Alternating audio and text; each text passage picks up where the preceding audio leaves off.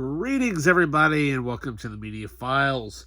So today we have yet another, what shall I say, not Black Friday. It's not even close to Black Friday yet. Good Lord, what am I thinking? Buy 3, get 6 free sale from Disc Replay. Yeah, so walked out of there with some goodies, as I usually do. But this time around,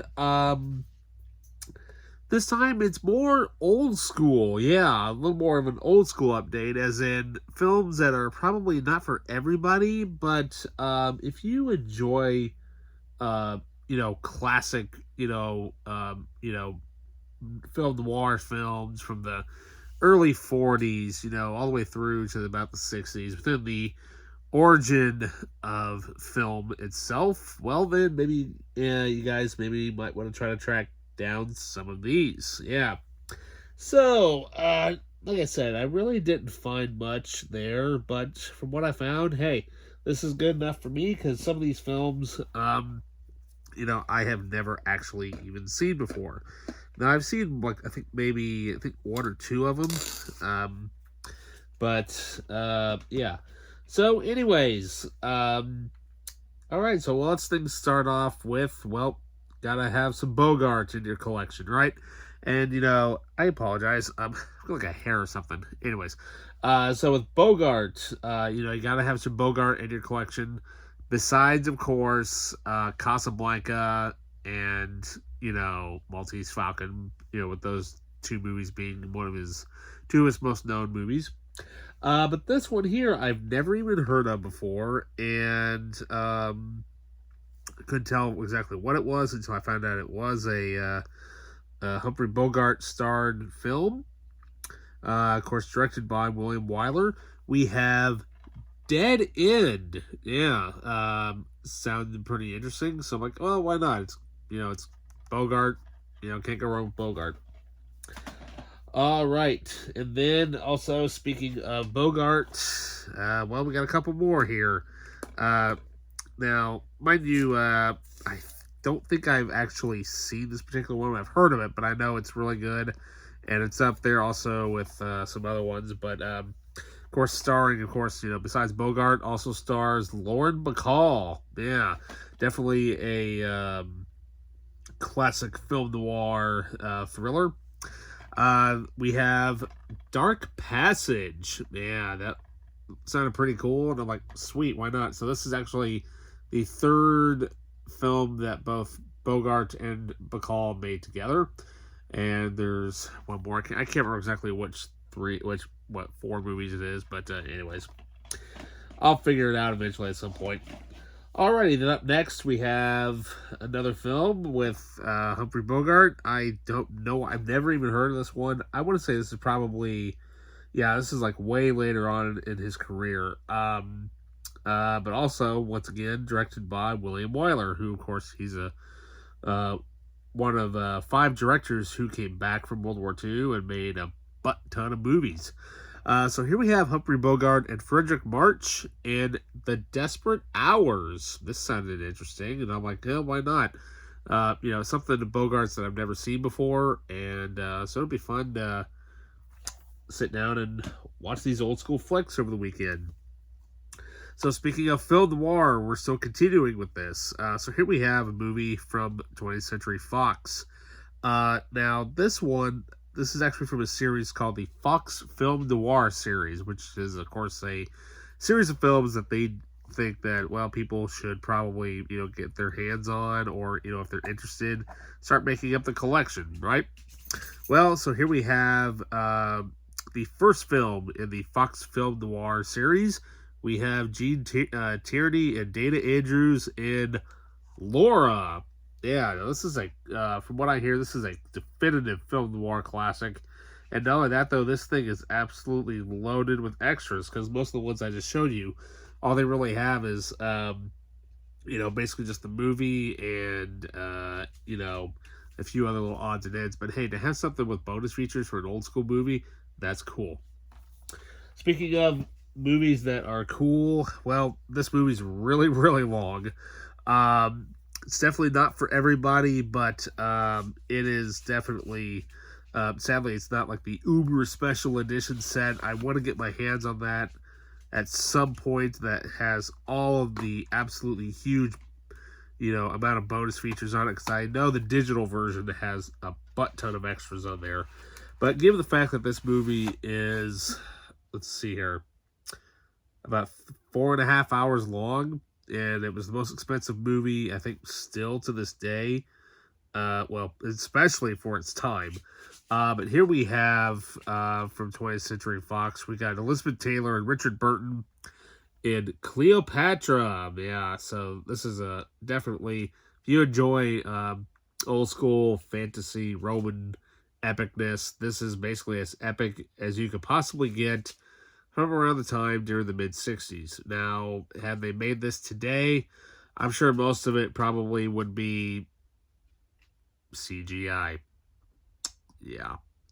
But almost everything you see in this movie was built literally for real. And it's all right there. This definitely goes up there along with Ben-Hur and what other films are there? And the Ten Commandments as well. So, yeah. Okay, so up next, speaking of Roman epicness, we have a movie from, which also starring Richard Burton, which I didn't actually put that together, but I've never seen this particular movie. Now, I do have all 4 versions of Oliver Stone's version of his movie, but here we have the original 1956 film, Alexander the Great, starring, of course, Richard Burton, who also was in Cleopatra. And I've never actually seen this, but the movie itself was shot in CinemaScope, so which means basically, I don't know if I seriously doubt it's on here, but CinemaScope would be, if you were to watch a movie, it kind of looks like your TV has like a bit of a circle-ish look to it on the top and the bottom, because it was made in such a wide epic scope. Like, well, you kind of need it for something like that. And like I said, I've never seen this before, so it'll be interesting to see if there's actually any other editions of this movie out there. All right, so up next. So these next films are all part of a series of films from 20th Century Fox. These are the 20th Century Fox Studio Classics collection. Yeah, so I have only 4 of them, and I know they go up to a double-digit number at least. But at least the good thing is I've got the first one. Yeah, so here we have, for the first film in their series. Now, mind you, I think most of these movies are all basically Academy Award-winning films. So here we have a classic Bette Davis film. We have All About Eve, and I'll show you the spines here. So, as you can see right there, spine number 1. Yeah, a long way to go, but I'll find these whenever I can get a hold of them. Of course, directed by Joseph Mankiewicz. They're produced by Daryl Zanuck. Of course, Mankiewicz and Zanuck, those are 2 classic names that, any diehard film buff should know, because, well, his son, Tom Mankiewicz, went to go on to be the creative consultant on Superman and write, some James Bond films. And, of course, his son, Ben Mankiewicz, currently does, like, the TMC stuff and whatnot. So there we go. Talking about old school and everything runs in the family. Alrighty, then up next, we have Spine number 9. So here we have a movie starring Ingrid Bergman and Yul Brynner. Here we have Anastasia. Yeah, I've never actually seen this, and I'm like, I just saw that the spine was the same. I'm like, oh, they must be in a series of films or whatever, but at least this has behind-the-scenes feature ads, or it's got documentaries on it, and the cool thing is that it actually has a restoration comparison. Thank God that it's been restored, which is nice. But but that's kind of cool. I didn't actually open up. Let me open up the other film here. Oh, that's cool. So here they have like a poster of each film and whatnot, and like story of the story or whatever. So there we go. Cool. Alrighty. So all right. So up next. So here we have Spine number 27. I've never heard of this movie. Once again, I just grabbed it because all the Spine numbers lined up, and I kind of put two and two together. So up next, we have a film. Well, according to this, actually co-stars Kirk Douglas. Okay, well that'll be interesting. And also directed by Joseph Mankiewicz. All right. So here we have A Letter to Three Wives. Okay. It'll be interesting to see what this movie is about. But yeah, have to, like I said, have to check these old school movies out. Alrighty, and finally, last one we have here, Spine number 38. At least we all know it goes up to 38, but it'll be a while before I can even find all these. Alrighty, so with this, we have definitely a sword and sandal type movie. Of course, starring Maureen O'Hara and Anthony Quinn, George Sanders as well. We have The Black Swan. Yeah, so there we go. Spine number 38. I did not show you the spine number for 27. So there we go. Yeah, so can't beat that. I mean, at least they all, oh sweet. They actually all came with the little booklets on the inside as well. I did not show the, good lord, my brain is fried. It's been a very long week, and I'm tired. So, yeah. Anyways. Alrighty, well that was it for the classics, but we're not done. Yeah, so I managed to find a few other little odds and ends while I was kind of moseying around. So we went from old school stuff. Let's move ahead in time to some much better stuff, from people who don't like old stuff to people who like newer stuff. Let's check out what we got. Alrighty, so first off, we will do the only Blu-ray that I have here. Now, I have the movie on DVD, but I'm like, you know what? I need to upgrade this. And for the price, I could not have, you couldn't have beaten this. One of my favorite Pixar movies, of course. We have the Ultimate Collector's Edition of Finding Nemo. And this is actually also the Blu-ray and also includes the 3D version. Now, normally I wouldn't have picked this up, but this was a steal. They had a disc screenplay had this marked for $4. Yeah. And then the one that was on the spine, or the one that was just below it, $12.99. So which one do you think I'm going to get? I think I'm going to get this one instead. Plus it has 5 discs versus 1 disc. So there we go. So yeah.